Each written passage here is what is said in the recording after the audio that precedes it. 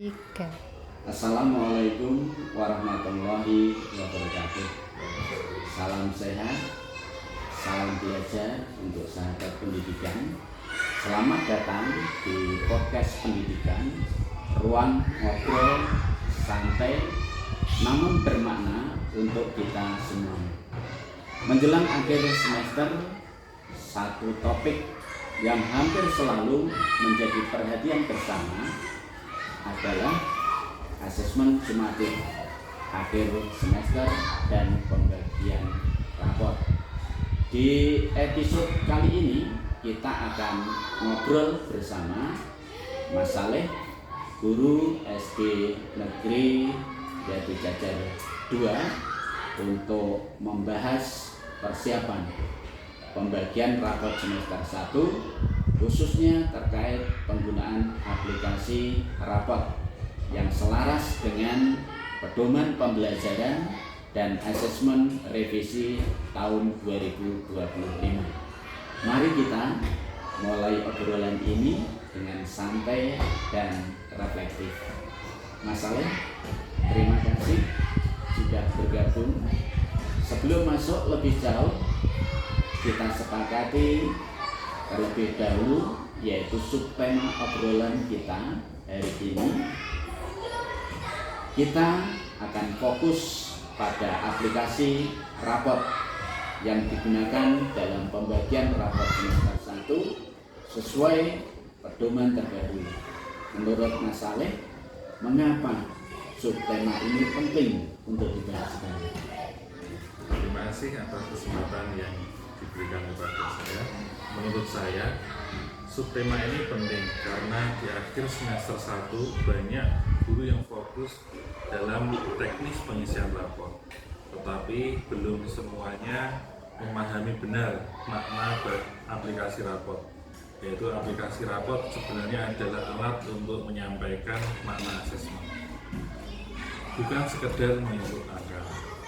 Apalagi dengan pedoman pembelajaran dan asesmen revisi 2025, ada penekanan pada deskripsi capaian belajar yang lebih bermakna bagi siswa dan orang tua. Menarik sekali. Jadi, kalau dikaitkan dengan itu, apa sebenarnya tujuan Mas Saleh menggunakan aplikasi rapor sesuai pedoman revisi tahun 2025 dalam asesmen sumatif akhir semester? Tujuannya agar rapor benar-benar mencerminkan hasil belajar peserta didik secara utuh, tidak hanya kognitif tetapi juga proses perkembangannya. Dengan aplikasi rapor yang selaras dengan pedomannya, guru dibantu untuk menyusun deskripsi yang informatif, objektif, dan mudah dipahami oleh orang tua. Jadi, rapor menjadi sarana komunikasi pembelajaran, bukan hanya laporan administratif. Kalau begitu, dari pengalaman Mas Saleh di sekolah, kira-kira hal-hal apa saja yang biasanya perlu diidentifikasi dulu sebelum mulai mengisi rapor di aplikasi? Yang pertama, tentu ketercapaian tujuan pembelajaran. Guru perlu memastikan data asesmen sumatif semuanya sudah terlaksana, sudah lengkap dan relevan. Yang kedua, kesesuaian teknik asesmen yang digunakan dengan karakteristik siswa yang ada di sekolah.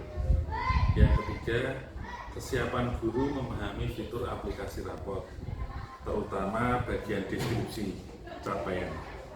Dan yang tidak kalah penting, kesiapan sekolah dalam menyampaikan persepsi antara guru sehingga rapor tidak berbeda-beda makna. Dari identifikasi itu, kira-kira langkah apa yang biasanya Mas Saleh dan rekan-rekan guru di SD Negeri Jati Jajar 2 ini dalam merencanakan agar pengisian rapor berjalan lebih tertib dan bermakna? Kami biasanya menyusun rencana aksi sederhana Seperti yang pertama, menyepakati kriteria ketercapaian belajar di awal. Kemudian menentukan waktu khusus untuk verifikasi nilai dan deskripsinya. Selanjutnya, berdiskusi ringan antar guru tentang redaksi deskripsi rapor. Kemudian memastikan wali kelas memahami cara menyampaikan isi rapor kepada orang tua. Nah, dengan perencanaan ini, proses pengisian rapor jadi lebih tenang dan terarah. Luar biasa masalah. Kalau berbicara tentang tanggung jawab, menurut Mas Saleh, siapa saja yang terlibat dan bagaimana perannya masing-masing dalam proses asesmen sumatif dan pembagian rapor? Tanggung jawab tentu tidak hanya pada guru. Guru bertanggung jawab pada keakuratan dan kejujuran asesmen. Sekolah bertanggung jawab memastikan asesmen dan aplikasi berjalan dengan baik. Orang tua bertanggung jawab memahami rapor sebagai bahan pendampingan, bukan pembanding. Dan siswa sendiri bertanggung jawab untuk terus belajar dari umpan balik yang diterimanya melalui rapor. Jika semua menjalankan perannya, rapor benar-benar menjadi alat untuk tumbuh bersama. Terima kasih Mas Saleh.